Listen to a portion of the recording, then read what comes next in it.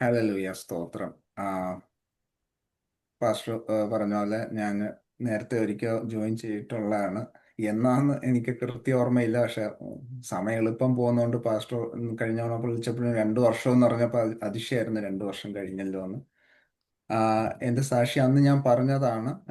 എങ്കിലും വളരെ എളുപ്പം വചനത്തിൽ കയറുന്നപ്പോൾ വളരെ ചുരുങ്ങിയ ഇത് പലരും കേട്ടായിരിക്കാം. എന്നാലും കർത്താവ് നടത്തിയ വിധം നമ്മൾ എപ്പോഴും നന്ദിയുള്ളവരായിരിക്കണമല്ലോ. 2018 അവസാനം ഡിസംബറിൽ എനിക്ക് ലുക്കീമിയ ഡയഗ്നൈസ് ചെയ്തായിരുന്നു. അന്ന് 7 വയസ്സുള്ള ഒരു മോനും ഞങ്ങള് വന്നിട്ട് അധികം നാളായില്ല, വിസയിലായിരുന്നു. അപ്പൊ എന്ത് ചെയ്യണമെന്നൊന്നും അറിയാത്തൊരു വല്ലാത്തൊരു അവസ്ഥയിലായിരുന്നു. അന്ന് ഞങ്ങള് പെന്തക്കോസ്ത് അല്ലായിരുന്നു. ആ ഒരു സമയത്ത് അതും ഞങ്ങൾ ഡാലസിലോട്ട് മൂവ് ചെയ്തിട്ട് അധികം നാളായില്ല. ഞങ്ങൾ അരിസോണയിൽ നിന്ന് മൂവ് ചെയ്തതാണ്. സോ ആ 2018 ആ സമയം 1 വർഷം ആയിരുന്നു ഇതിന്റെ ട്രീറ്റ്മെന്റ്, അതായത് കീമോ എടുക്കുന്നതൊക്കെ. പക്ഷെ അവിടെ എല്ലാം ദൈവം നടത്തി, വഴികൾ തുറന്നു. ജോലി സ്ഥലത്താണെങ്കിലും പരിചയമില്ലാത്ത അനേകര് ഞങ്ങൾക്ക് വന്നു പ്രാർത്ഥിച്ചു. അന്നൊക്കെയാണ് ഈ പ്രാർത്ഥനയുടെ, ഞാൻ വന്ന ബാക്ക്ഗ്രൗണ്ടിൽ മറ്റൊരാൾക്ക് വേണ്ടി വേറൊരാൾ കരഞ്ഞു പ്രാർത്ഥിക്കുന്ന ജീവിതത്തിൽ കണ്ടിട്ടില്ല. സോ അനേകം കാര്യങ്ങളിൽ ആത്മീയമായാലും ഫിസിക്കലി ആയാലും മെന്റലി സ്പിരിച്വലി എല്ലാം ദൈവം എല്ലാ അക്ഷരാർത്ഥത്തിലും ലിറ്ററലി പറയുകയാണെങ്കിലും ഇസ്രായേൽ ജനത്തിന്റെ മുന്നമേ നടന്നതുപോലെ ദൈവം നടന്നു. അങ്ങനെ 1 വർഷം, അതായത് 2019 സെപ്റ്റംബറോടുകൂടി എല്ലാ കീമോയും കഴിഞ്ഞു. അത് കഴിഞ്ഞപ്പം ട്രാൻസ്പ്ലാന്റ് ആയിരുന്നു. അപ്പം ഡോക്ടേഴ്സ് പറഞ്ഞു ഇത് കഴിഞ്ഞ് ട്രാൻസ്പ്ലാന്റ് ചെയ്താലും 50-50 ചാൻസ് ആണ് ജീവിക്കാനുള്ളത്. ട്രാൻസ്പ്ലാന്റ് എന്ന് പറയുന്നത് ബ്ലഡ് ട്രാൻസ്ഫ്യൂഷൻ ഒരു വളരെ കോംപ്ലിക്കേറ്റഡ് ആയ പ്രോസസ്സാണ്. ആക്ച്വലി നമ്മളെ ഇമ്മ്യൂണിറ്റി ഒക്കെ സീറോ ആയിട്ട് നമ്മൾ 6 to 8 മന്ത്സോളം ഒരു എന്തുവാ വെജിറ്റബിൾ സ്റ്റേറ്റ് അല്ലെങ്കിലും നമ്മൾ അതുപോലെ ഒരു കൺഫൈൻഡ് റൂമിലൊക്കെ കിടക്കണം, നമ്മൾ സീറോ ഇമ്മ്യൂണിറ്റിയിൽ. ദൈവത്തിന്റെ ഒരു ഇതുണ്ടായിരുന്നു ട്രാൻസ്പ്ലാന്റിന് പോകണ്ടാന്ന്. ഞാനിത് എപ്പോഴും പറയുമ്പോഴും എല്ലാവരോടും പറയും, അതിന്റെ അർത്ഥം നാളെ വേറെ ആരും ട്രാൻസ്പ്ലാന്റിന് പോകലെന്നല്ല. ദൈവം നമ്മളോട് സംസാരിക്കും. കാരണം ഇതെല്ലാം ദൈവത്തിന്റെ നടത്തിപ്പാണ്, അല്ലാണ്ട് മരുന്നുകളുടെ ശക്തിയല്ല. പക്ഷേ എന്നും പറഞ്ഞ് ദൈവമാണ് ഡോക്ടേഴ്സിനെ മരുന്നുകളെ ഉണ്ടാക്കിയേക്കുന്നത്. സോ ഞാൻ പറഞ്ഞു വരുന്നത് അതൊന്നും എടുക്കണ്ടെന്നല്ല. പക്ഷെ ദൈവം ഞങ്ങളോട് പറഞ്ഞു, കുടുംബമായിട്ട് ഒരു കൺഫർമേഷൻ ആയിരുന്നു ട്രാൻസ്പ്ലാന്റ് വഴി പോണ്ട. പിന്നെ ഞങ്ങൾക്ക് വേണ്ടി പ്രാർത്ഥിക്കുന്ന പലരിൽ നിന്ന് ഒരു ഡബിൾ കൺഫർമേഷൻ അല്ലെങ്കിൽ ട്രിപ്പിൾ കൺഫർമേഷൻ കിട്ടിയിരുന്നു ട്രാൻസ്പ്ലാന്റിന് പോകണ്ടെന്ന്. അപ്പം ഞങ്ങളത് വേണ്ടാന്ന് ഡോക്ടറിനോട് പറഞ്ഞപ്പോൾ ഡോക്ടർ അത്ര കാര്യം, അത് ആ ഒരു ഈഗോ ഹർട്ടായ പോലായിരുന്നു. സോ ഡോക്ടർ എന്ത് ചെയ്യുന്ന വെച്ചാൽ അന്ന് ഡോക്ടർ പറഞ്ഞത് 6 മാസം മാക്സിമം ജീവിക്കുള്ളൂ എന്നാണ് പറഞ്ഞത്. ട്രാൻസ്പ്ലാന്റ് ഉണ്ട് ചെയ്താൽ തന്നെ 50%, പക്ഷെ ചെയ്തില്ല എന്നുണ്ടെങ്കിൽ 6 മാസമാണ് ഇത് തിരികെ വരും. തിരികെ വന്ന പിന്നെ ഒന്നും ചെയ്യാൻ പറ്റില്ല എന്ന് പറഞ്ഞു. ട്രാൻസ്പ്ലാന്റ് ഒന്നും കൊണ്ട് കഥയില്ല എന്ന് പറഞ്ഞു ഡോക്ടർ. അത് പറഞ്ഞത് 2019 ഓഗസ്റ്റ് അവസാനമാണ്. ദൈവത്തിന്റെ കൃപയാൽ ഇന്ന് ഞാൻ സംസാരിക്കുന്ന 2026 ഫെബിലാണ്. അതായത് ഏകദേശം 7 വർഷം അത് പറഞ്ഞിട്ട്. ദൈവത്തിന് സ്തോത്രം. സോ ആ സമയത്തും എല്ലാം ദൈവം ഓരോ വാഗ്ദത്തം, ഈ ഡോക്ടർ ഇത് പറഞ്ഞ ദിവസവും ദൈവം സംസാരിച്ചതാണ്.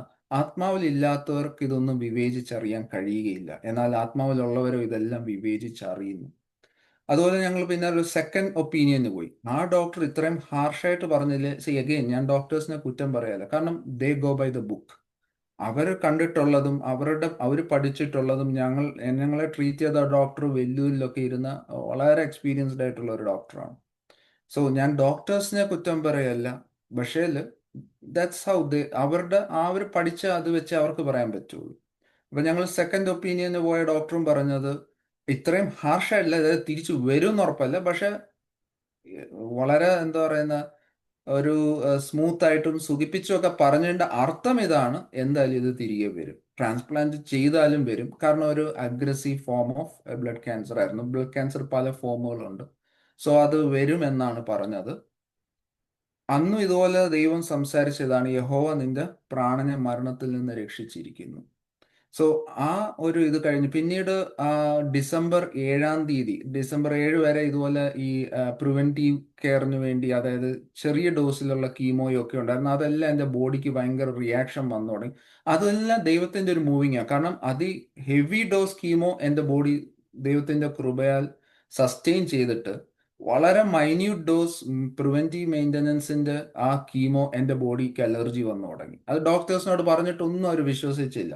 ഞങ്ങൾ പറഞ്ഞു കീമോയുടെ പ്രശ്നമായിരിക്കും എന്ന് പറഞ്ഞപ്പോൾ അവർ ചിരിച്ചു തള്ളുക ചെയ്തത്. കാരണം അവർ പറഞ്ഞു ഇത്രയും ഹെവി കീമോ നിങ്ങൾക്ക് അലർജി ഉണ്ടാക്കിയില്ലെങ്കിൽ ഇത്രയും മൈന്യൂട്ട് ഡോസ് ഇനി അലർജി ഉണ്ടാക്കുമെന്ന് പറഞ്ഞ് എൻ്റെ ദേഹത്ത് ലോകത്തുള്ള എല്ലാ ടെസ്റ്റും അവർ നടത്തി.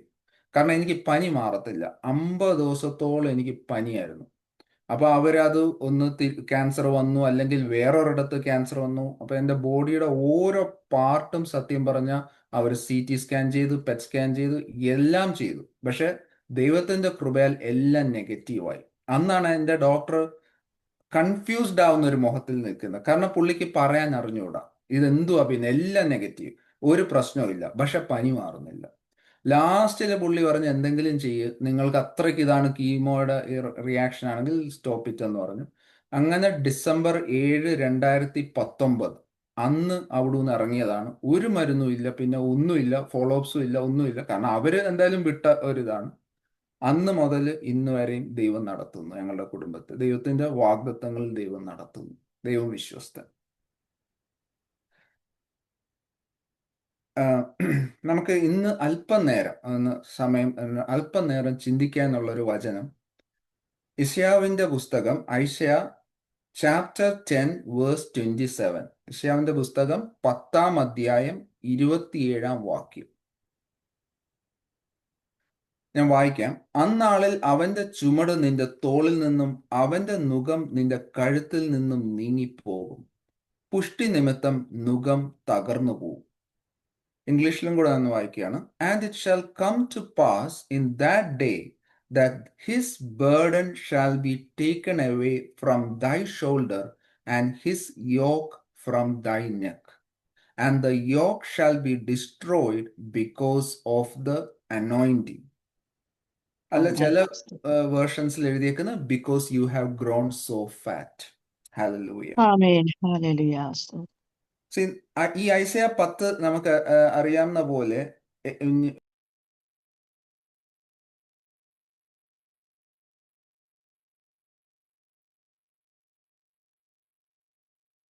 കേൾക്കാല്ലേ? കേൾക്കില്ല. അൺമ്യൂട്ട് ചെയ്യണേ, ഒന്ന് അൺമ്യൂട്ട് ചെയ്യണേ.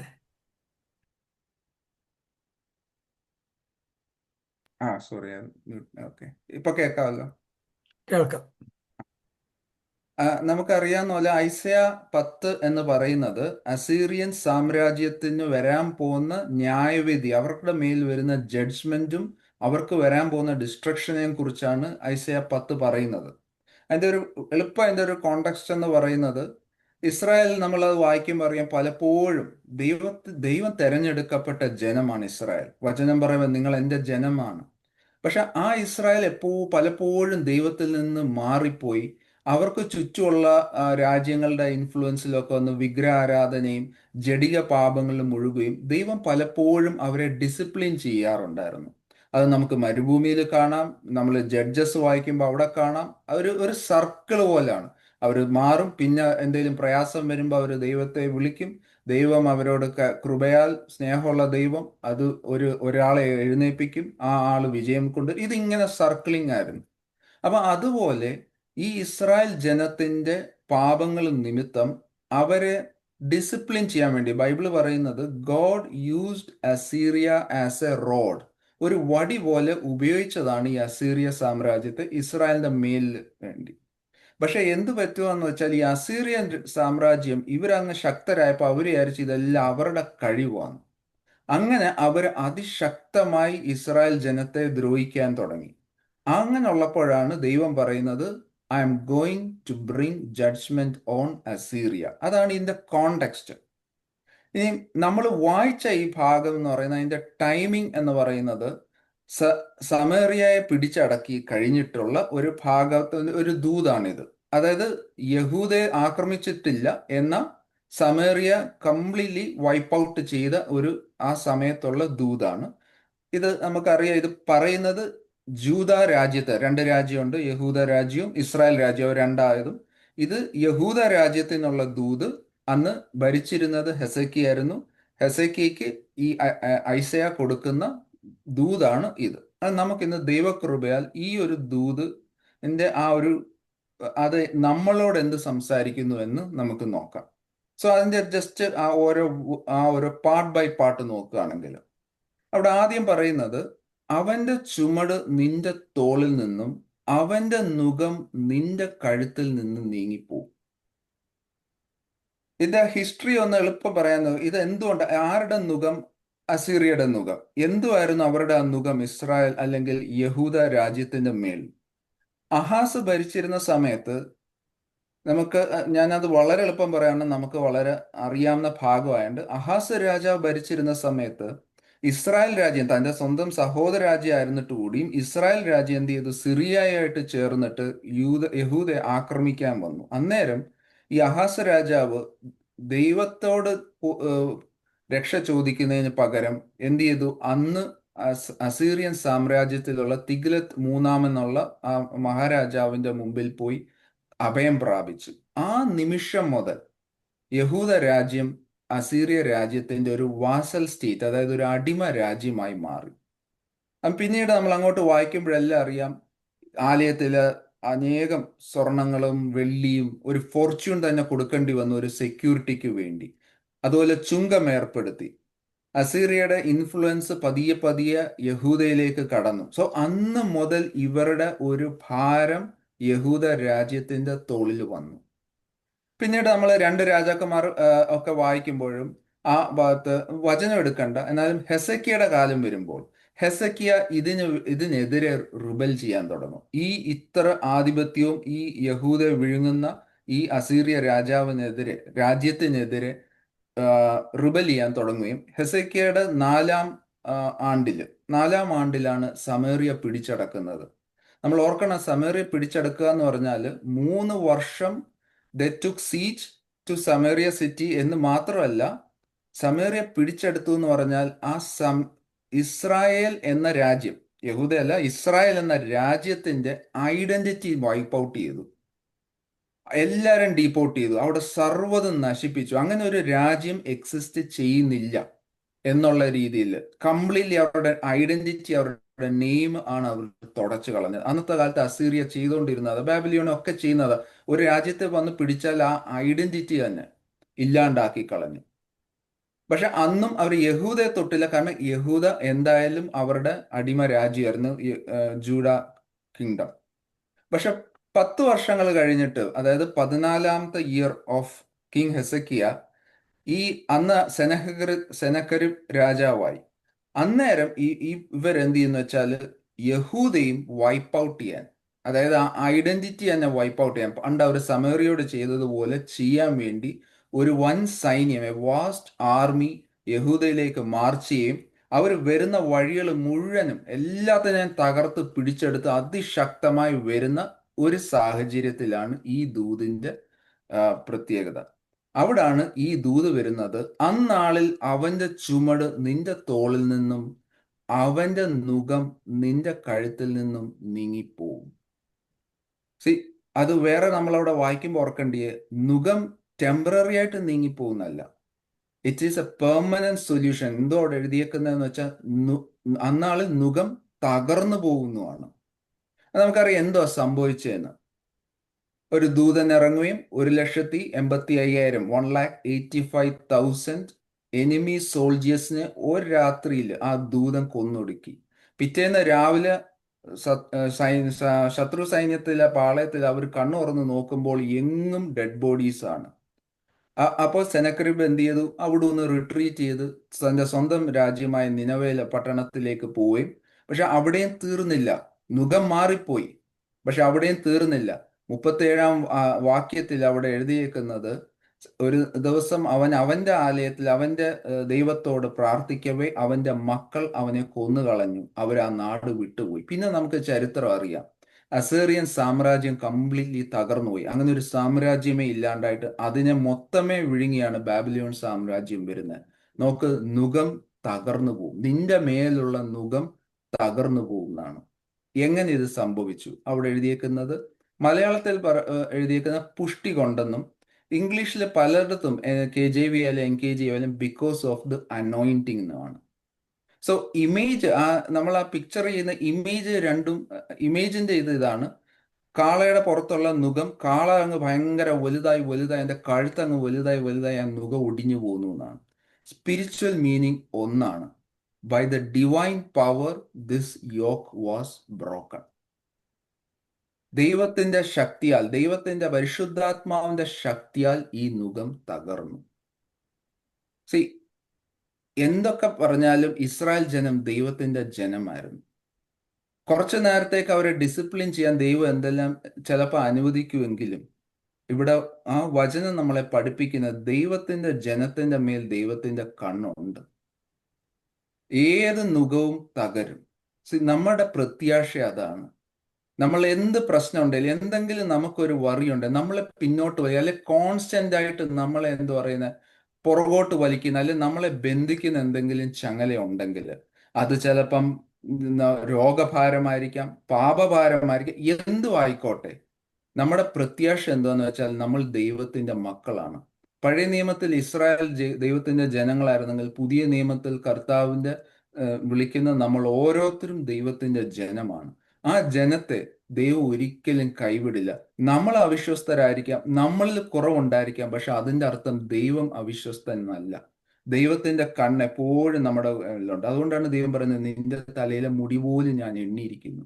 സോ എന്ത് പ്രശ്നം ഉണ്ടെങ്കിലും ദൈവത്തിന്റെ അടുത്തേക്ക് ചെല്ലുമ്പോൾ ഏത് നുകവും ഒടിയും. നമ്മൾ അതൊരു ഡിവൈൻ പവറാണ്. നമ്മൾ ബൈബിളിൽ പലയിടത്തും പഴയ നിയമത്തിലും പുതിയ നിയമത്തിലും ഈ ഡിവൈൻ പവർ നമ്മൾ കണ്ടിട്ടുണ്ട്.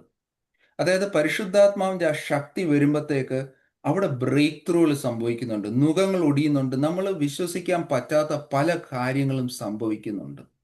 ചില വാക്യങ്ങൾ മാത്രം പഴയ നിയമത്തിൽ നിന്ന് എളുപ്പം വായിക്കുന്നു.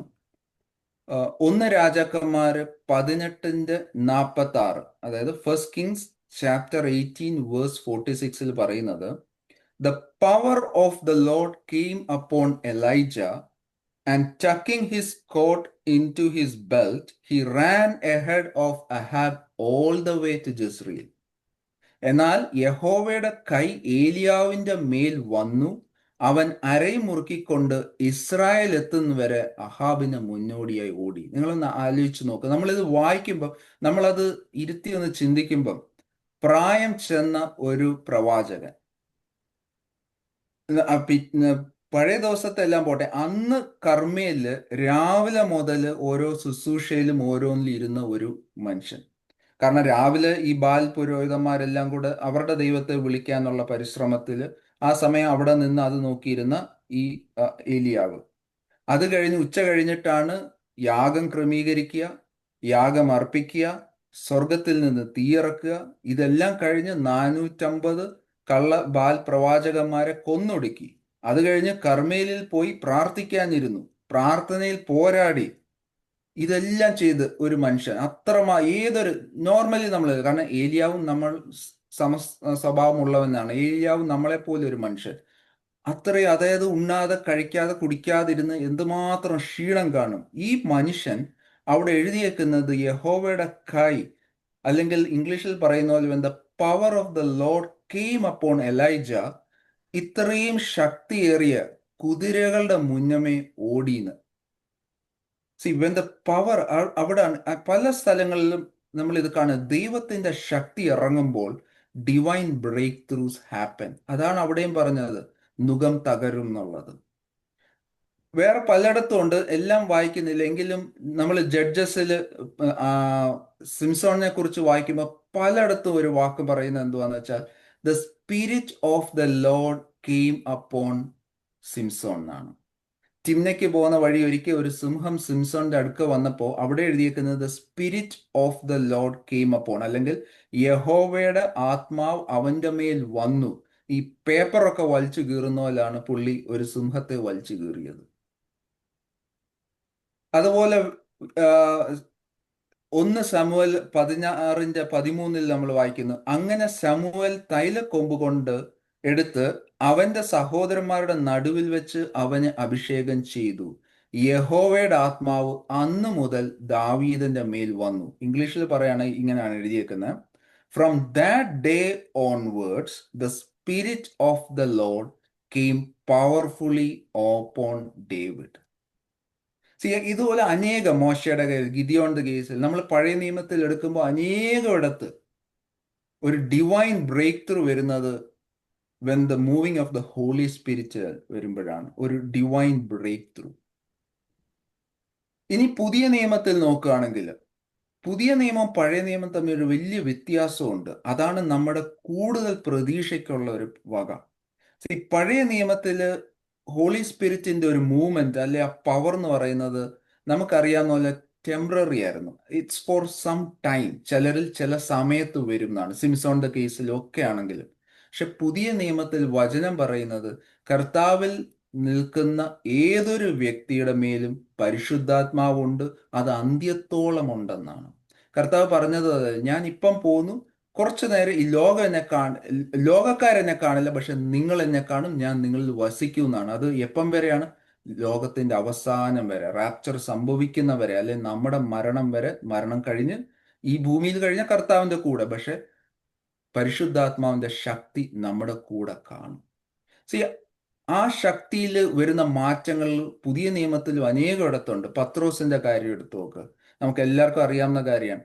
പത്രോസ് ഒരു പുരോഹിതന്റെ ബാല്യക്കാരിയോട് കർത്താവിനെ അറിയാമെന്ന് പറയാൻ ഭയപ്പെട്ടു. കുറച്ച് ആളുകളെ ഉണ്ടെങ്കിലും അവൻ ഭയപ്പെട്ടു. 3 തവണ അവൻ കർത്താവിനെ തള്ളി പറഞ്ഞു, ഭയം കൊണ്ട്. എനിക്ക് അറിയത്തില്ല എന്നും പറഞ്ഞുകൊണ്ട്. അതേ പത്രോസ് പെന്തക്കോസ്ത് നാൾ കഴിഞ്ഞ് പരിശുദ്ധാത്മാവിൽ നിറഞ്ഞു കഴിയുമ്പോൾ, അവിടെ അപ്പോസ്തല പ്രവൃത്തി 4:13 നമ്മൾ ഇങ്ങനെ വായിക്കുന്നത്, അവര് പത്രോസിന്റെയും യോഹന്നാന്റെയും ധൈര്യം കാണുകയാലും, ഇംഗ്ലീഷില് they were amazed when they saw the courage of Peter and John. ഒരു മനുഷ്യനിൽ ഒരു മാറ്റം നോക്ക്.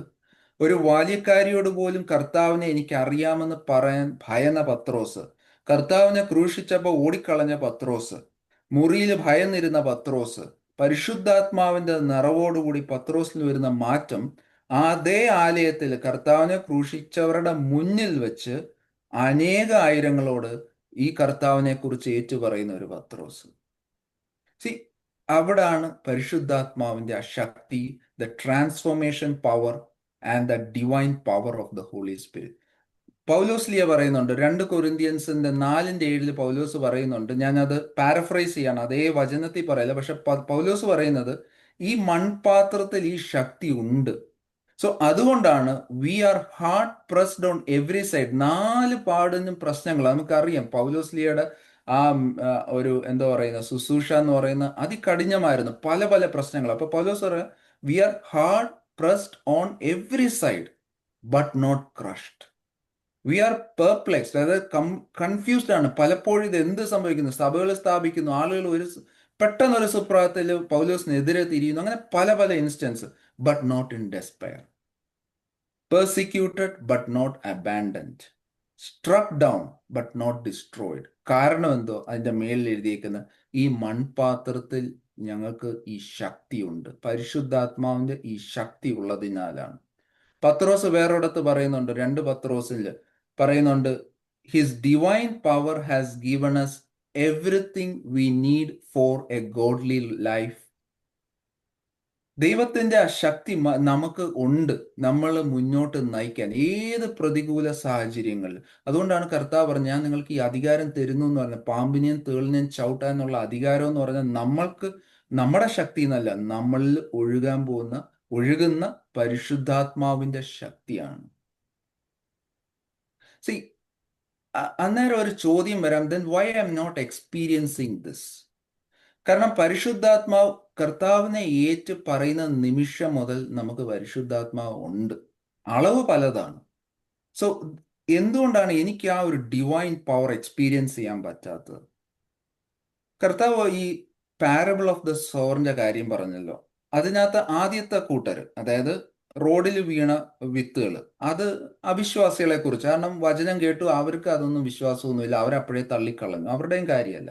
രണ്ടാമത്തെ കൂട്ടർ പാറയുടെ മേൽ വീണവർ, അവരും നമ്മൾ ഭൂരിഭാഗം കർത്താവിനെ ഏറ്റു പറയുന്ന ഭൂരിഭാഗം ആ കൂട്ടത്തിലുള്ളതല്ല. കാരണം അതെന്ന് പറയുന്നത് അവരുടെ ഹൃദയത്തിലൊന്നും കയറിയില്ല, കേട്ടു അപ്പോഴേ പോയി. പക്ഷെ നമ്മൾ ഭൂരിഭാഗം ആൾക്കാരും കിടക്കുന്ന ഒരു ഭാഗം എന്ന് പറയുന്നത് മുള്ളുകളുടെ ഇടയിൽ വീണ വിത്താണ്.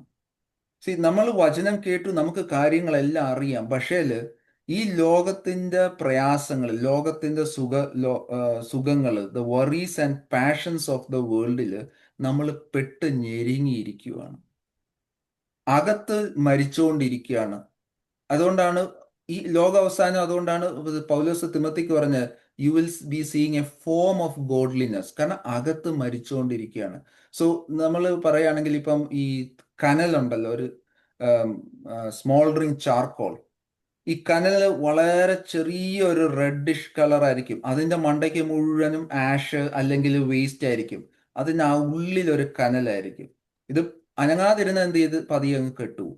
പക്ഷെ നമ്മൾ ആ കനലിലേക്ക് ഊതുകയാണെങ്കിലോ, ഇത് ബ്രൈറ്റ് ആയിക്കൊണ്ടിരിക്കും. കുറെ ഊതുന്തോറും ഇതിന്റെ മേളിലുള്ള ആ ചാരം മാറിക്കൊണ്ടിരിക്കും. കുറെ കൂടെ അങ്ങോട്ട് ഊതുമ്പോൾ എന്തുവാ സംഭവിക്കുന്നത്? ഈ കനൽ കത്തും, ഇതിന്റെ മേലുള്ള ചാരവും ഇതിന്റെ മേലുള്ള വേസ്റ്റും കത്തും. ഇതുപോലാണ് ഡിവൈൻ പവർ നമ്മളിലേക്ക് ഒഴുകേണ്ടത്. രണ്ടേ രണ്ട് കാര്യങ്ങളാണ് മെയിനായിട്ട് നമ്മൾ ചെയ്യേണ്ടത്. നമുക്കറിയാവുന്ന തന്നെ പ്രാർത്ഥനയും പ്രെയർ ആൻഡ് ഫാസ്റ്റിംഗ്. കർത്താവ് ഒരിക്കൽ പറഞ്ഞു, ഈ വക ജാതി പ്രാർത്ഥനയുടെ ഉപവാസത്തിലോ അല്ലാണ്ട് നീങ്ങിപ്പോവുകയില്ല. ഇവിടെ ഈ നുകം തകർന്നു നമ്മൾ പറഞ്ഞല്ലോ, നമ്മൾ ആദ്യത്തെ കുറിവാക്യത്തില്. അവിടെ ഹെസക്കി എന്തുവാണ് ചെയ്തത്? ഹെസക്കി ഒരുപാട് ടാറ്റിക്സ് നോക്കി. ഈജിപ്തിനോട് സഹായം ചോദിച്ചു, ഈ അസീറിയയോട് കാല് പിടിച്ചു നോക്കി, ഞങ്ങളെ ആക്രമിക്കല്ലേ എന്ന്. പക്ഷെ എല്ലാം പരാജയപ്പെട്ടു. അവര് പിന്നെയും മുന്നേറുക, അവര് പിന്നെയും അടിച്ചമർത്താൻ നോക്കുക, വൈപ്പ് ഔട്ട് ചെയ്യാൻ നോക്കുക. ശത്രുവായിട്ട് നമുക്ക് ഒരിക്കലും എന്താ പറയുന്നത്, ഒരു ഒരു ഒരു എന്തോ സന്ധി സംഭാഷണം ചെയ്യാൻ പറ്റത്തില്ല. ശത്രുവിന് ഒരൊറ്റ ഗോളേ ഉള്ളൂ. കർത്താവ് പറഞ്ഞല്ലോ, അവൻ he's come to steal, kill and destroy. So എല്ലാ സ്ട്രാറ്റജിയും പൊളിഞ്ഞു. പക്ഷെ ഹെസേക്കിയ അവിടെ ചെയ്തത് എന്തുവാണെന്നറിയാമോ? നമുക്കറിയാവുന്ന പോലെ അവൻ പിന്നെ ആരോടും ചോദിക്കാൻ പോയില്ല. തൻ്റെ ഒഫീഷ്യൽസിനെ വിളിച്ചിട്ട് യുദ്ധ സ്ട്രാറ്റജികൾ ഉണ്ടാക്കാനും ഒന്നുമല്ല. അവിടെ വചനം വായിക്കാൻ അറിയാം. ഹെസേക്കിയ ആലയത്തിൽ ചെന്നു. അവന് കൊടുത്തുവിട്ട എഴുത്ത്, വെല്ലുവിളിച്ചുകൊണ്ട് കൊടുത്തുവിട്ട എഴുത്ത്, അതും കൊണ്ട് ആലയത്തിൽ പോയി, ആലയത്തിൽ വീണ് പ്രാർത്ഥിച്ചു. അന്നാണ് ഒരു ദൂതൻ ഇറങ്ങിയത്. നമ്മളും ചെയ്യേണ്ടിയത് കാര്യം അതാണ്, പ്രാർത്ഥന. പ്രാർത്ഥനയ്ക്കാണ് ഏറ്റവും വലിയ ശക്തി for the divine power to flow through. അത് കിട്ടുന്നിടം വരെ പ്രാർത്ഥിക്കുക. നമുക്ക് ഒരുപാട് വചനങ്ങൾ ദൈവം നമ്മളെ പ്രാർത്ഥനയെ കുറിച്ച് പഠിപ്പിച്ചു. ഞാൻ ഇന്ന് അതിലേക്ക് പോകുന്നില്ല, നമുക്ക് ഒരുപാട് നമ്മൾ കേട്ടിട്ടുള്ളതാണ്. പക്ഷെ പലപ്പോഴും കർത്താവ് പഠിപ്പിച്ചെന്തോ, ask and you shall receive. ഈ ഭൂമിയിലുള്ള അപ്പൻ നിങ്ങൾക്ക് നല്ലത് തരുമെങ്കിൽ ഞാൻ എത്രമാത്രം സ്വർഗത്തിലെ അപ്പൻ. അതുപോലെ കർത്താവ് ഒരു വിധവയുടെയും അന്യായക്കാരനായ ജഡ്ജിയുടെയും കഥ പറഞ്ഞ് നമ്മളെ പഠിപ്പിച്ചത് കൺസിസ്റ്റന്റ് പ്രെയർ ആണ്. നമ്മൾ പലപ്പോഴും ഇതെല്ലാം നമ്മുടെ ഭൗതികത്തിന് വേണ്ടി മാത്രം കോൺസെൻട്രേറ്റ് ചെയ്യുക. ഉറപ്പായിട്ടും ഭൗതികം ഉണ്ട്, ഇല്ല എന്നല്ല, ഭൗതികത്തിന് വേണ്ടി പ്രാർത്ഥിക്കാം. പക്ഷെ കർത്താവ് ഇത് പഠിപ്പിച്ചതിന്റെ പ്രൈമറി ഗോൾ എന്ന് പറയുന്നത് ഈ ഡിവൈൻ പവറിനാണ്. കാരണം ഈ പവർ ഇല്ലാണ്ട് നമുക്ക് ജീവിക്കാൻ പറ്റത്തില്ല. പ്രത്യേകിച്ച് ഇന്നത്തെ ഈ കാലഘട്ടത്തിൽ we need the divine power. ഏറ്റവും എനിക്ക് എപ്പോഴും നമ്മളെ എന്താ പറയുന്നത് ആകർഷിക്കുന്ന ഒരു ഭാഗമാണ് യാക്കോബിന്റെ ആ പ്രാർത്ഥന. യാക്കോബ് മല്ലിട്ടു എന്നാണ്, അത് പ്രാർത്ഥനയിൽ പോരാടി എന്നാണ് അതിന്റെ സ്പിരിച്വൽ മീനിങ് നമുക്കറിയാം. അവിടെ എന്നെ നീ അനുഗ്രഹിക്കാതെ ഞാൻ നിന്നെ വിടുകയില്ല. മോശ പറഞ്ഞില്ലേ, എന്തെല്ലാം പറഞ്ഞാൽ നിന്റെ സാന്നിധ്യം, നിന്റെ ആ പ്രസൻസ്, നിന്റെ ആ പവർ ഇല്ലാണ്ട് ഒരടി ഞങ്ങൾ പോവില്ല. അതായിരിക്കണം നമ്മുടെയും പ്രാർത്ഥന. നമ്മളിലുള്ള കുറവൊന്നും കർത്താവ് അവിടെ നോക്കില്ല. കാരണം കുറവുള്ളവർ, കർത്താവ് എന്താ പറഞ്ഞു, രോഗിക്കാണ് വൈദ്യം വേണ്ടിയത്, എല്ലാം തികഞ്ഞവർക്കല്ല അത്, അല്ലെ എല്ലാം തികഞ്ഞു എന്ന് വിചാരിക്കുന്നവർക്കല്ല. സോ ഈ കാലഘട്ടത്തിൽ നമുക്ക് എന്തെങ്കിലും ഭാരങ്ങളോ നുഖങ്ങളോ ഉണ്ടെങ്കിൽ കർത്താവ് പറയുന്നത്, കർത്താവിൻ്റെ അടുക്കലേക്ക് ചെല്ലുക. Go to that throne of grace. അവിടെ കണ്ടീഷൻസ് ഇല്ല, അവിടെ എക്സ്ക്യൂസ് ഒന്നും വേണ്ട. കാരണം അവിടെ നമ്മൾ ബോധിപ്പിക്കാൻ പോണ്ട. നമ്മൾ മറ്റൊരാളോട് ചിലപ്പം ബോധിപ്പിക്കേണ്ടി വരും, ഇന്നതൊക്കെ കൊണ്ടാണ് എനിക്ക് ഇങ്ങനെയൊക്കെ വന്നത്. No, nothing. You can be open because he's your father. അവിടെ ചെന്ന് ദൈവത്തോട് പറയാ, എനിക്ക് ഈ ഡിവൈൻ പവർ വേണം. കാരണം ഈ ലോകത്ത് നമുക്ക് ജീവിക്കാൻ ആ പവർ വേണം. നമ്മളെ ഞാൻ നേരത്തെ പറഞ്ഞ പോലെ പിന്നോട്ട് വലിക്കുന്ന എന്തെങ്കിലും സ്ട്രോങ് ഹോൾസോ, അത് പാപമാവാം, രോഗമാവാം, പ്രയാസമാവാം, ആൻസൈറ്റി ആവാം, ഡിപ്രഷൻ ആവാം, what ever B the case, നമ്മൾ ദൈവത്തിന്റെ മക്കളെങ്കിൽ, ഇസ്രായേൽ ജനം എന്തുമാത്രം ദൈവത്തിൽ നിന്ന് തിരിഞ്ഞുപോയി. പക്ഷെ നിങ്ങൾ ആ പഴയ നിയമം വായിക്കുമ്പോൾ ദൈവം എപ്പോഴും അവരോട് കരുണയാ. He always kept a remnant. So നമ്മൾ ദൈവത്തിന്റെ അടുക്കൽ പോയാൽ ദൈവം അവിടെ നമ്മളെ അപ്പം ന്യായം വിധിക്കില്ല. പോയില്ലെങ്കിൽ അവസാനം ഒരു കാലത്ത് ഒരു ന്യായവിധിയുണ്ട്. പക്ഷെ പോകുന്ന സമയത്ത് ദൈവം ന്യായം വിധിക്കില്ല. അവൻ പൂർണ്ണമായിട്ട് അത് വൈപ്പ് ഔട്ട് ചെയ്യും. അതാണ് 1 John 1:9 പറയുന്നത്. If you sincerely confess, he's faithful to wipe away everything and cleanse you എന്നാണ്. ഫൊർഗീവ് എന്നുകൊണ്ട് നിർത്തുന്നില്ല, cleanse you, complete wipe out and then pray for this power. Because പ്രാർത്ഥിച്ചു, കർത്താവായിട്ട് റീകൺസൈൽ ചെയ്തു, that's just the starting step. ഇനിയും ഈ ലോകത്ത് നടക്കണേ പരിശുദ്ധാത്മാവിന്റെ ശക്തി വേണം. സാഹചര്യങ്ങൾ മാറും, ട്രാൻസ്ഫോർമേഷൻ നടക്കും. യാക്കോബ് പ്രാർത്ഥിച്ച പോലെ നമുക്ക് പ്രാർത്ഥിക്കാം. രണ്ടാമത് പറയാന്നുള്ളത് ഫാസ്റ്റിംഗ് ആണ്. ഫാസ്റ്റിംഗ് എപ്പോഴും നമ്മൾ വിചാരിക്കും നമ്മൾ എന്തോ കാര്യം നേടാൻ അല്ലെങ്കിൽ ദൈവത്തെ ഫോഴ്സ് ചെയ്യാനെന്നോ. ഫാസ്റ്റിംഗ് എപ്പോഴും നമ്മൾ ആ നിലം ഒരുക്കുകയാണ് for a divine break through or a divine intervention to happen. മോശ 80 ദിവസം മലയിൽ പോയിരുന്നത് എന്തുകൊണ്ടാണ്? അവിടെ ഒരു ഡിവൈൻ റെവലേഷൻ ആയിരുന്നു. എസ്തർ ഫാസ്റ്റ് ചെയ്ത്, ഇസ്രായേൽ ഫാസ്റ്റ് ചെയ്ത് ഒരു ഡിവൈൻ ബ്രേക്ക് ത്രൂവിനായിരുന്നു. സോ ഈ ഡിവൈൻ പവറിന് വേണ്ടി നിലം നമ്മൾ പ്രിപ്പയർ ചെയ്യുന്ന പോലെയാണ് ഫാസ്റ്റിംഗ് എന്ന് പറയുന്നത്. So that's why prayer and fasting as very important. നമ്മുടെ സ്ട്രാറ്റജി അല്ല, ഞാൻ വീണ്ടും റിമൈൻഡ് ചെയ്യുന്നതാണ്. സെറുബാബേലിന്റെ ലീഡർഷിപ്പിൽ ഇസ്രായേൽ ജനം തിരികെ വന്ന് അവർ ആലയം പണിയാൻ വന്നപ്പം ചെറിയൊരു ടാസ്ക് അല്ലായിരുന്നു, ഒരു ഹെർക്കൂലിയൻ ടാസ്ക് ആയിരുന്നു. കാരണം നെബൂഖദ്നേസർ അത് മൊത്തം നശിപ്പിച്ച് അവിടെ മുഴുവൻ റൂയിൻസ് ആണ്. ഇത് എവിടെ തുടങ്ങണം, എങ്ങനെ തുടങ്ങണം, അതിന്റെ റിസോഴ്സ് നമ്മളവിടെ വായിക്കുകയാണെങ്കിൽ അറിയാം. കുറച്ചങ്ങോട്ട് തുടങ്ങി കഴിഞ്ഞപ്പോൾ ഈ കൺഫ്യൂഷനും അകത്തെ പ്രശ്നവും വെളിയിൽ നിന്നുള്ള പ്രശ്നം എല്ലാം കൊണ്ട് ആലയത്തിന്റെ പണി കുറച്ചുനാൾ നിന്നുപോയി. അന്നേരം സെറുബാബേലിന് വരുന്ന ദൂത് എന്തുവാണ്? എങ്ങനെയാണ് അവിടെ സക്രിയയിൽ നിന്ന് വരുന്ന ദൂത് 4:6, not by might nor by power but by spirit. അവൻ എന്നോട് ഉത്തരം പറഞ്ഞതിനാൽ സെറുബാബേലിനോട് യഹോവയുടെ അരുളപ്പാട് ഇത്, സൈന്യത്താലല്ല ശക്തിയാലല്ല അവന്റെ ആത്മാവിൽ അത്ര സൈന്യങ്ങളുടെ യഹോവ അരുളി ചെയ്തു. സോ നമ്മുടെ എന്ത് സാഹചര്യം ഉണ്ടെങ്കിലും പലരും പറയുമായിരിക്കും തീർന്നു, ഇനി രക്ഷയില്ല, ഇനി ഒരു മുന്നോട്ടും ഇല്ല. But it doesn't matter for God. Valley of dry ബോൺസിനെ ആലോചിച്ച് നോക്ക്. അത് നോക്കുകയാണ് ആരെങ്കിലും അവിടെങ്കിലും അതൊരു ഹോപ്പ്ഫുൾ സിറ്റുവേഷൻ ആണ്. നോക്കുമ്പോൾ കുറെ ഉണങ്ങി വരേണ്ട കുറെ അസ്ഥികൾ ചെതറിക്കിടക്കുന്നു. അതിനൊരു ചേഞ്ച് വന്നു when the divine power came. So നമ്മുടെ എന്ത് പ്രശ്നം ഉണ്ടെങ്കിലും നമ്മൾ ദൈവത്തിന്റെ അടുക്കൽ പോയി ദൈവം പറഞ്ഞ പോലെ consistently keep on asking till the divine break through happens. നുകം ഒടിയും. ഹെസക്കിയ പോയി വീണ് അന്ന് രാത്രി, ചിലപ്പോൾ അന്ന് രാത്രി ആയിരിക്കും, ചിലപ്പോൾ സമയം എടുക്കും. Because God is training us. പക്ഷെ ഒരിക്കലും ദൈവം ലേറ്റ് ആവത്തില്ല. ഈ വാക്കുകൾ ദൈവം നമ്മളെ അനുഗ്രഹിക്കട്ടെ.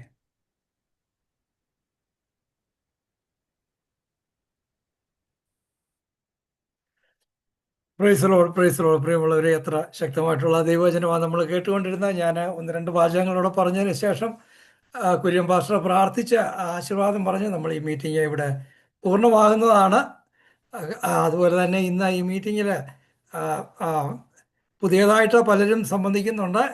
അത് ബ്രദർ ഇന്ന് നമ്മോട് സംസാരിച്ച ബ്രദർ കോശി മാത്യുവിൻ്റെ ആ ചർച്ചിൽ നിന്നുമൊക്കെയുള്ള ആളുകളാണ്. എല്ലാവരെയും ഒരിക്കൽ കൂടെ ഷിക്കാഗോ പ്രയറിലേക്ക് സന്തോഷത്തോടുകൂടെ സ്വാഗതം ചെയ്യുന്നു. നമുക്ക് 7 ദിവസവും മീറ്റിംഗ് ഉണ്ട്. ഇതേ സമയത്ത് ഇതേ ലിങ്കിൽ തന്നെയാണ്. നിങ്ങൾക്ക് സമയമുള്ളപ്പോഴൊക്കെ ഈ മീറ്റിങ്ങിൽ വരികയും ഒരുമിച്ച് പ്രാർത്ഥിക്കുകയും തിരുവചനം കേൾക്കുകയും ഒക്കെ ചെയ്യുന്നതിന് എല്ലാവരെയും സ്വാഗതം ചെയ്യുന്നു. ഇന്ന് നമ്മൾ കേട്ടതായ വചനം എത്ര ശക്തമായിട്ടുള്ളൊരു ദൈവവചനമാണ് പ്രിയമുള്ളവരെ. അത് നമുക്ക് ദൈവവചനം വായിച്ച് പഠിച്ച് അതിൽ നിന്നൊക്കെ പറയാം. എന്നാൽ ഇന്ന് കർത്താവിൻ്റെ ദാസൻ സംസാരിച്ച് തൻ്റെ ജീവിതത്തിൻ്റെ അനുഭവത്തിലൂടെയാണല്ലോ മനുഷ്യന് ചെയ്യാൻ കഴിയാത്തിടത്ത് ദൈവത്തിന് ചെയ്യാൻ കഴിയും. കർത്താവ് തന്നെ ചോദിച്ച കാര്യമാണ്, അല്ലെങ്കിൽ കർത്താവ് തന്നെ ചോദിച്ചു. അതുപോലെ തന്നെ ദൈവദൂതൻ മറിയോട് ചോദിച്ചു, ദൈവത്തിന് കഴിയാത്ത വല്ല കാര്യവുമുണ്ടോ? നമ്മുടെ ആ വിശ്വാസത്തിൻ്റെ കുറവ് കൊണ്ട് മാത്രമേ ദൈവത്തിന് പ്രവർത്തിക്കാൻ കഴിയാതെ പോകുന്നുള്ളൂ. നമുക്കറിയാം കർത്താവ് കഫർനഹൂമിൽ അവരുടെ അവിശ്വാസം നിമിത്തം ഒന്നും ചെയ്യാൻ കഴിഞ്ഞില്ലെന്നാണ് നമ്മൾ വായിക്കുന്നത്.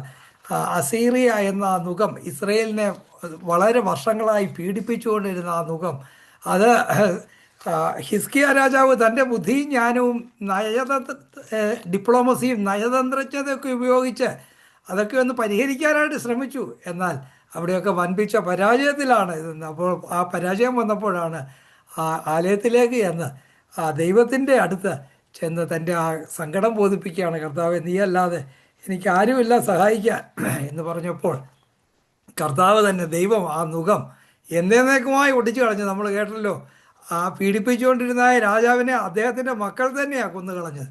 പിന്നീട് ബാബേൽ സാമ്രാജ്യം വന്ന് അശൂരിനെ പൂർണ്ണമായിട്ട് നിർമൂലമാക്കി കളഞ്ഞു. ആ നുകം എന്നേക്കുമായിട്ട് ഒടിക്കപ്പെട്ടു. പ്രിയമുള്ളവരെ, ഇന്ന് പലവിധ നുകം നമ്മുടെ മേൽ വെക്കാനായിട്ട് സാത്താൻ ശ്രമിച്ചുകൊണ്ടിരിക്കുക. ഒരു പക്ഷേ മാരകമായിട്ടുള്ള രോഗങ്ങളുടെ നുഖമായിരിക്കാം, ജീവിതത്തിൻ്റെ മറ്റെന്തെങ്കിലുമൊക്കെ ആയിരിക്കാം.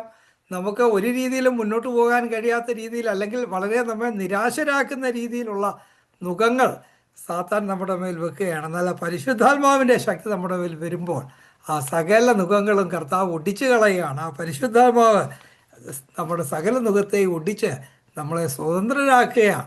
കർത്താവ് പറഞ്ഞതായിട്ടുള്ള വാഗ്ദാനമാണ്. കർത്താവ് പറഞ്ഞു, ഈ പരിശുദ്ധാത്മാവ് എന്നുള്ള വാഗ്ദാനം നിങ്ങൾക്ക് ഞാൻ നൽകും. ആ ഒരു കാര്യസ്ഥൻ നിങ്ങൾക്ക് എല്ലാത്തിൽ നിന്നും നിങ്ങളെ സ്വതന്ത്രരാക്കുന്ന സത്യത്തിൻ്റെ ആത്മാവ് എന്നുള്ളൊരു കാര്യസ്ഥനാണ്. കർത്താവ് പറഞ്ഞു, ദോഷികളായ നിങ്ങൾക്ക് നല്ല ദാനങ്ങളെ, നിങ്ങളുടെ മക്കൾക്ക് നല്ല ദാനങ്ങളെ കൊടുപ്പാൻ അറിയുന്നുവെങ്കിൽ സ്വർഗസ്വനായ പിതാവ് തന്നോട് ചോദിക്കുന്നവർക്ക് പരിശുദ്ധാത്മാവിനെ, ഒരിടത്ത് പറയുന്ന നിങ്ങൾ ചോദിക്കുന്ന ദാനങ്ങളെ നൽകും, എന്നാൽ വേറൊരിടത്ത് പറയുന്നത് നിങ്ങൾക്ക് പരിശുദ്ധാത്മാവിനെ എത്രയധികം നൽകും. പ്രിയമുള്ളവരെ, ദൈവം നൽകുന്ന ഏറ്റവും വലിയ ദാനമാണ് ഈ പരിശുദ്ധാത്മാവെന്ന ദാനം. നമ്മൾ പലപ്പോഴും കർത്താവിനോട് ചോദിക്കുന്നത് ഭൗതികമായിട്ടുള്ള കാര്യങ്ങളാണ്. കർത്താവെ, എനിക്ക് ഒരു ജോലി തരണമേ, അല്ലെങ്കിൽ നമ്മുടെ അസുഖം മാറണം, അതൊക്കെ നല്ല കാര്യങ്ങളാണ്. എന്നാൽ ഏറ്റവും വലിയ ദാനം എന്താണ്? അത് പരിശുദ്ധാത്മാവെന്ന ദാനമാണ്. നമുക്കറിയാം, കർത്താവിൻ്റെ ദാസൻ പറഞ്ഞല്ലോ, ശിഷ്യന്മാരൊക്കെ പേടിച്ച് ഓടിപ്പോയ ആ ശിഷ്യന്മാർ ആ പരിശുദ്ധാത്മാവ് വന്നു കഴിഞ്ഞപ്പോൾ അവരുടെ ആളും രൂപവും ഒക്കെ മാറിപ്പോയി. ഇത് പത്രോസൊക്കെ സംസാരിക്കുന്നത് കേട്ട്, അയ്യോ, ഇത് മുക്കുവനായ പത്രോസല്ലേ, ഇവൻ ഈ ജ്ഞാനവും ധൈര്യവും ഒക്കെ എവിടുന്ന് കിട്ടിയെന്ന് ആ മഹാപുരോഹിതനും മറ്റുള്ളവരും ഒക്കെ ആശ്ചര്യപ്പെട്ടതാണ് നമ്മളിവിടെ വായിക്കുന്നത്. അതുകൊണ്ട് നമ്മുടെ ഏത് സാഹചര്യത്തെയും അതിജീവിപ്പാൻ കഴിയുന്ന ആ പരിശുദ്ധാത്മാവിൻ്റെ ശക്തിക്ക് വേണ്ടി ഈ ദിവസങ്ങളിൽ നമുക്ക്, കർത്താവിൻ്റെ ദാസൻ പറഞ്ഞല്ലോ, നമ്മൾ പലപ്പോഴും ഉപവാസം എടുക്കുന്നത് നമുക്കൊരു ജോലി കിട്ടാനും അല്ലെങ്കിൽ നമുക്ക് തക്കതായിട്ടുള്ള ഒരു കാര്യം നടക്കാനും ഒക്കെയാണ് നമ്മൾ ഉപവാസം എടുക്കുന്നത്. എന്നാൽ ഉപവാസം എന്ന് പറയുന്ന പ്രിയമുള്ളവരെ ഒരു കാര്യം സാധിക്കാനായിട്ട് ഉള്ള കാര്യമല്ലല്ലോ. നമ്മളെ തന്നെ താഴ്ത്തുന്നതിന്, നമ്മളെ തന്നെ ദൈവസന്നിധിയിൽ, കർത്താവിനെ പറഞ്ഞു, ഉപവാസാലും പ്രാർത്ഥനയാലും അല്ലാതെ ഈ ജാതി ഒഴിഞ്ഞു പോകില്ല. നിങ്ങൾക്ക് വിശ്വാസം വർദ്ധിക്കുന്നതിനും ശക്തരായി തീരുന്നതിനും ഉപവാസവും പ്രാർത്ഥനയും ഒക്കെ ആവശ്യമാണെന്നാണ് കർത്താവ് പറഞ്ഞു. അതുകൊണ്ട് നമ്മുടെ പോരായ്മകളെയൊക്കെ നമുക്ക് കാണുന്നതിനും പോരായ്മകളൊക്കെ ഒന്ന് മാറ്റി ദൈവസന്നിധിയിൽ കുറച്ചുകൂടെ ദൈവഹിതപ്രകാരം ആയിത്തീരുന്നതിനും വേണ്ടിയൊക്കെയാണ് നമ്മൾ പ്രാർത്ഥിക്കുകയും ഉപവാസം എടുക്കുകയൊക്കെ ചെയ്യുന്നത്. അതുകൊണ്ട് ഈ ദിവസങ്ങളിൽ കർത്താവിൻ്റെ ദാസൻ വളരെ ശക്തമായിട്ട് തൻ്റെ ജീവിതത്തിൻ്റെ അനുഭവങ്ങളിൽ എത്ര വലിയ ശക്തമായിട്ടുള്ളൊരു സാക്ഷ്യമാണ് പ്രിയമുള്ളവർ. ആ രോഗിയായിട്ട് ആ ഡോക്ടർമാരൊക്കെ ഡോക്ടർ പറഞ്ഞു, ഇത്ര നാളും കൂടെ അതിൻ്റെ ജീവിതമുള്ളൂ. പ്രിയമുള്ളവരെ, നമ്മുടെ ജീവിതവും നമ്മുടെ സാഹചര്യമൊക്കെയുള്ള ഡോക്ടർമാരോ നമ്മുടെ അങ്കിളോ അല്ല നമ്മുടെ സ്നേഹിതരോ ഒന്നും അല്ല. അവരുടെ അഭിപ്രായം പറഞ്ഞോട്ടെ. പക്ഷേ അഭിപ്രായങ്ങൾ അഭിപ്രായം ഇരുമ്പിലൊക്കെ അല്ലെന്നല്ല, അഭിപ്രായം ഇരുമ്പിലൊക്കെ അല്ല എന്നാണല്ലോ ഒരു പഴമൊഴി തന്നെ ഉള്ളത്. അതുകൊണ്ട് അവർ മറ്റുള്ളവർ പറയുന്നതൊന്നും നമ്മൾ വേദവാക്യമായിട്ട് എടുക്കാതെ കർത്താവ് പറയുന്നത് നമുക്ക് കേട്ട്, പലപ്പോഴും മറ്റുള്ളവർ പറയുന്നത് കേട്ടാൽ നമ്മൾ ജീവിതത്തിൻ്റെ വലിയ ഏറ്റവും പ്രധാനപ്പെട്ട തീരുമാനങ്ങളൊക്കെ എടുത്തിട്ടുള്ളത്. പലപ്പോഴും അത് നമ്മളെ ഓരോ കുഴിയിലും കൊണ്ട് ചാടിച്ചിട്ടുണ്ട്. എന്നാൽ കർത്താവിൻ്റെ സന്നിധിയിൽ കർത്താവിൽ നിന്ന് കേട്ട് കർത്താവിൻ്റെ ഹിതപ്രകാരം നമ്മുടെ ജീവിതങ്ങളെ ക്രമീകരിക്കുകയും അങ്ങനെ നമ്മുടെ മുഖങ്ങളെല്ലാം ഒടിച്ച് ആ കർത്താവിൽ സ്വാതന്ത്ര്യമുള്ളവരായിട്ട് ആ പരിശുദ്ധാത്മാവിൻ്റെ ശക്തിയോടുകൂടെ ഈ ദിവസങ്ങളിൽ ജീവിക്കുകയും ചെയ്യാം. കർത്താവിൻ്റെ ദാസൻ അതിന് ഒരു വ്യക്തമായിട്ടുള്ളൊരു സാക്ഷ്യമാണല്ലോ. കർത്താവ് തൻ്റെ ആ ജീവിതത്തിലൂടെ ഒരു വലിയ സാക്ഷ്യമാണ്. പ്രിയമുള്ളവർ, എത്ര വലിയൊരു സാക്ഷ്യമാണ്. രോഗിയായിട്ട്, അന്ന് വിശ്വാസത്തിൽ പോലും അല്ലായിരുന്നെങ്കിൽ തന്നെയും രോഗിയായിട്ട് ഇനിയും ജീവിതമില്ല എന്ന് പറഞ്ഞിട്ടത് കർത്താവ് ഒരു പുതിയ ജീവിതം കൊടുത്ത് അതെത്ര വലിയൊരു സാക്ഷ്യമാണ്. നമുക്ക് എല്ലാവർക്കും അതെത്ര ആശ്വാസവും ഉത്തേജനവും ധൈര്യവും പ്രത്യാശയും പ്രതീക്ഷയും ഒക്കെ നൽകുന്നതാണ്. അതുകൊണ്ട് ഈ വചനത്തിന് മുമ്പാകെ, സാക്ഷ്യത്തിന് മുമ്പാകെ നമ്മെ തന്നെ ഒരിക്കൽ കൂടെ സമർപ്പിക്കാം. കർത്താവ് ആത്മാവുള്ളവരായിട്ട് പരിശുദ്ധാത്മാവിൻ്റെ ശക്തിയിൽ ഈ ദിവസങ്ങളിൽ സകല ദുഃഖങ്ങളെ ഒടിച്ചുകൊണ്ട് വിജയശ്രീലാളിതരായി കർത്താവ് പറഞ്ഞു, ഞാൻ ലോകത്തിൽ നിങ്ങൾക്ക് കഷ്ടമുണ്ട്, എങ്കിലും ധൈര്യപ്പെടുവീൻ, ഞാൻ ലോകത്തെ ജയിച്ചിരിക്കുന്നു. കർത്താവ് ലോകത്തെ ജയിച്ചെങ്കിൽ കർത്താവിനോടുകൂടെ നമ്മളും ജയാളികളാണ്. കർത്താവ് തൻ്റെ ആത്മാവിൽ അതിന് നമ്മെ സഹായിക്കട്ടെ. കർത്താവിൻ്റെ ദാസന് ഈ ദിവസങ്ങളിൽ കർത്താവ് എല്ലാവിധ അനുഗ്രഹങ്ങളും ശക്തിയും കർത്താവിൻ്റെ നാമത്തിനു വേണ്ടി വലിയ കാര്യങ്ങൾ ചെയ്യുന്നതിന് കുടുംബമായിട്ട് അവരെ സഹായിക്കട്ടെ എന്ന് പ്രാർത്ഥിക്കുന്നു, ആശംസിക്കുന്നു. ഷിക്കാഗോ പ്രേരണൻ്റെ പേരിലുള്ള സ്നേഹം, സന്തോഷം പ്രകാശിപ്പിക്കുന്നു. കർത്താവ് നമ്മെ എല്ലാവരെയും അനുഗ്രഹിക്കട്ടെ. Thank you.